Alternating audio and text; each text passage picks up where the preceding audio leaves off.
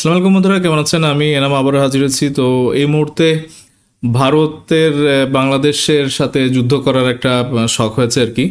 তো এই শখটা আসলে মানে ভারতকে আবার শখ না করে দেয়, SHOCK। তো এই শখকে আমরা কিভাবে শখে রূপান্তর করতে পারি, এটা নিয়ে আজকের এই মুহূর্তের ভিডিও আর কি। তো দেখেন, কিছুদিন থেকেই একটা নিউজ পাকিস্তানি কিছু চ্যানেল থেকে আমি দেখতেছিলাম।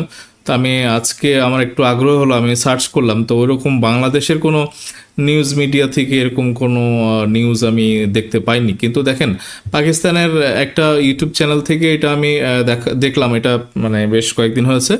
এবং তারপর যেটা হয়েছে যে সারা ভারত জুড়েই এরকম একটা নিউজ আমরা দেখতেছি যে বাংলাদেশ পাকিস্তানের কাছে একটা অর্ডার দিয়েছে অস্ত্রের। এটা আগেও বাংলাদেশ পাকিস্তানি অস্ত্র কিনতো আর কি, কিন্তু এইবার দেখা যাচ্ছে যে প্রায় 3 গুণ 4 গুণ বেশি অর্ডার দেওয়া হচ্ছে। তো এটা পাকিস্তানের যেরকম একটা ভালো খবর আর কি, তো তাদের ইউটিউবাররা এটা বলারই চেষ্টা করেছেন আর কি। কিন্তু ভারত যেটা করলো আর কি, আমি আজকে সার্চ দিয়ে দেখলাম এরকম একটা নিউজ আসছে। আমি এখন আছি TV9 বাংলা।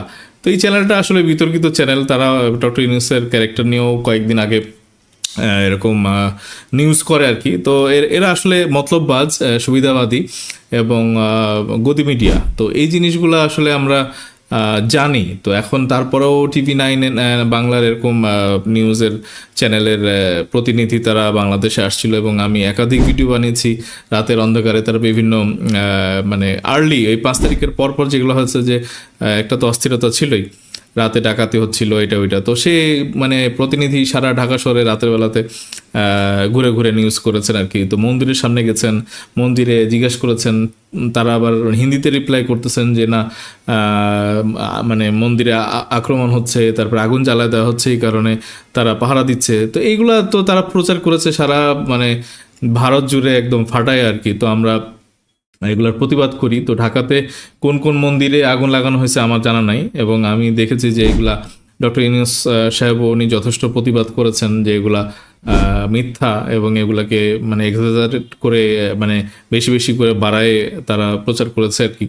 তো এগুলো একটা এক্সকিউজ আর কি। তারা বাংলাদেশের বিএনপিকেও মানে জঙ্গি মানে দল বলে, এবং অন্যান্য যারা ইসলামপন্থী আছে তাদেরকে তো বলেই।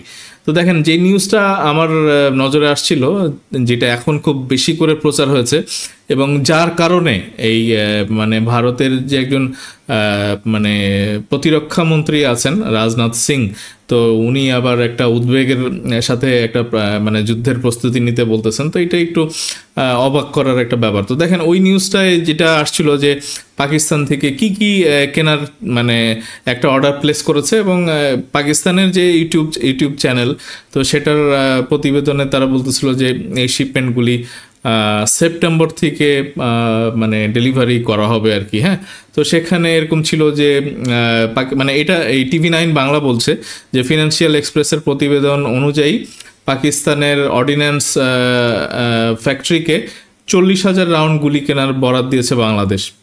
সেই সঙ্গে 2,000টি ট্যাঙ্কের গোলা, 40 টন RDX বিস্ফোরক, 2900 রকেটের অর্ডার দিয়েছে ঢাকা।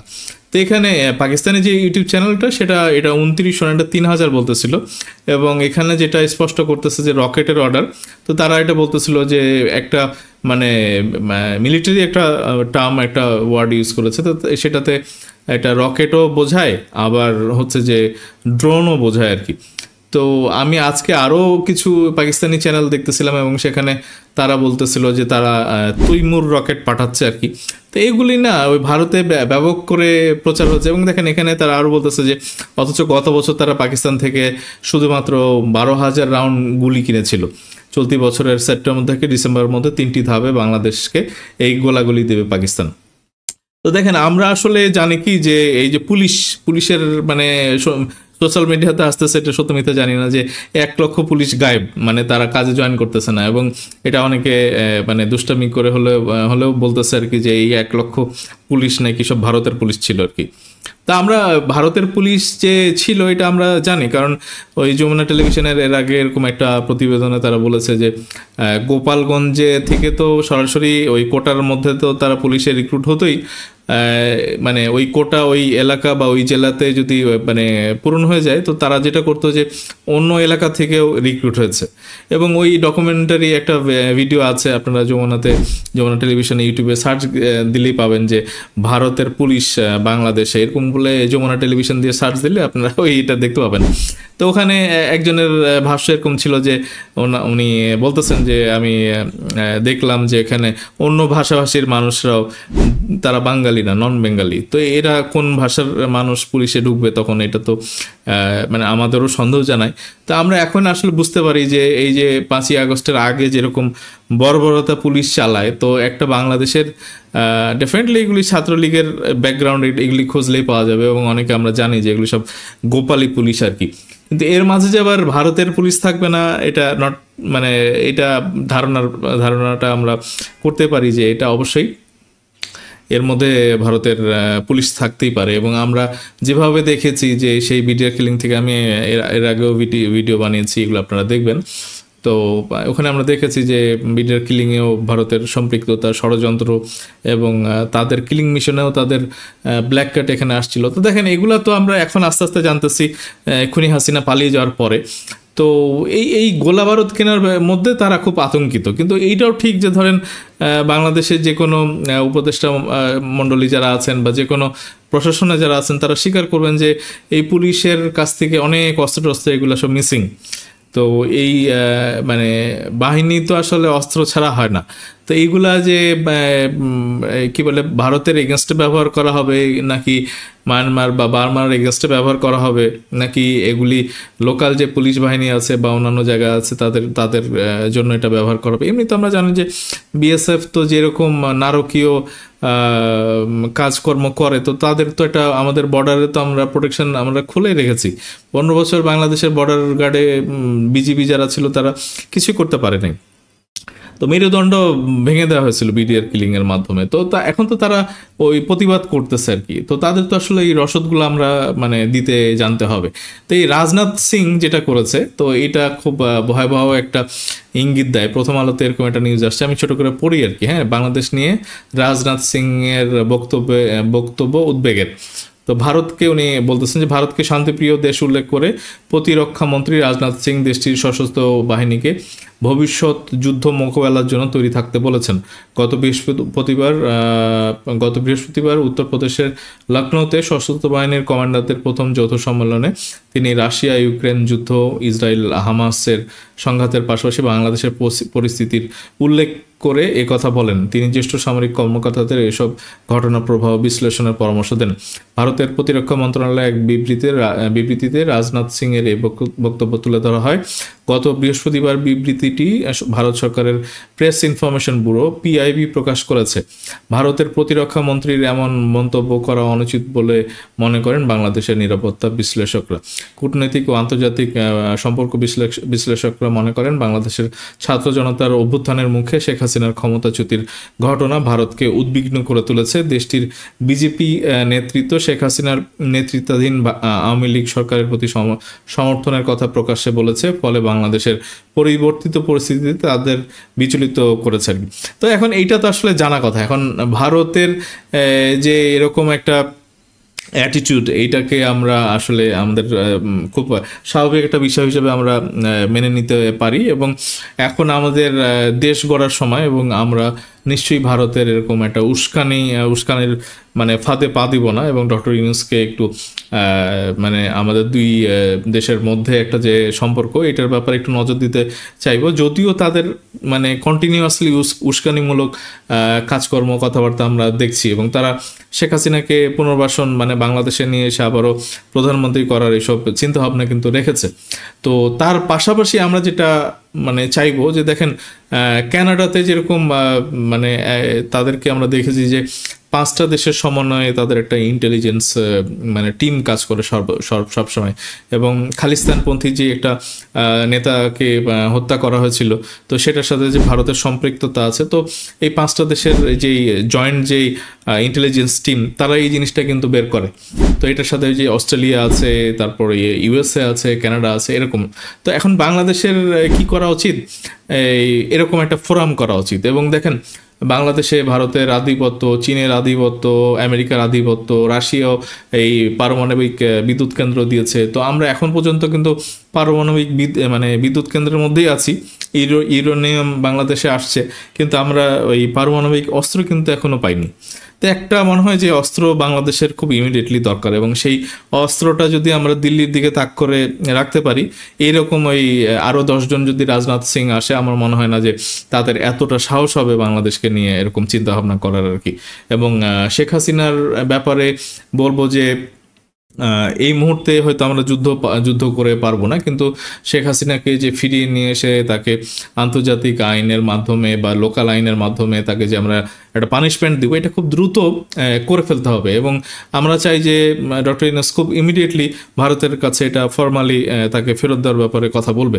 এবং প্রয়োজনে এই যে 15 বছর এবং 2 বছর 17 বছর এবং আরও বিভিন্ন সময় ভারত যে বাংলাদেশকে অস্থির করে রেখেছিল, তার যে মানে খারাপ যে অ্যাটিটিউডটা, হ্যাঁ, তাদের যে অ্যাটিটিউড, এটা তো আসলে খারাপ ছিল। এবং দেখেন তারা এখন এতটাই আপসেট হয়েছে যে তারা বাংলাদেশকে কখনো কিন্তু একটা স্বাধীন দেশ মনেই করতো না, তারা মনে করতো যে বাংলাদেশ তাদের অঙ্গরাজ্য।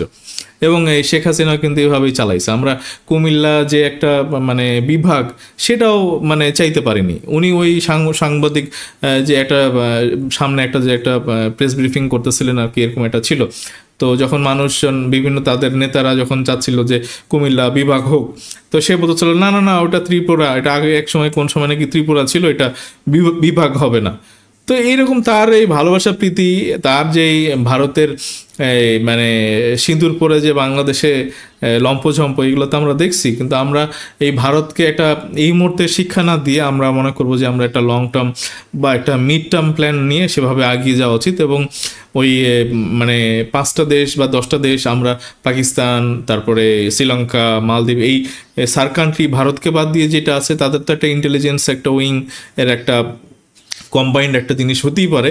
এর মাঝখানে আমরা চীনকেও আমরা নিতে পারি, আমেরিকাকেও নিতে পারি, এবং আশেপাশে ইউকে, অস্ট্রেলিয়া, তাদেরকে নিয়ে একটা মানে 10 জনের একটা যদি মানে ইন্টেলিজেন্স উইং থাকে বাংলাদেশের, যেটা ডিজিটিএফআই বা সিআইডি বা এই ফরেন যে কনস্পারেসিগুলো আছে সেগুলোকে প্রোটেক্ট করবে।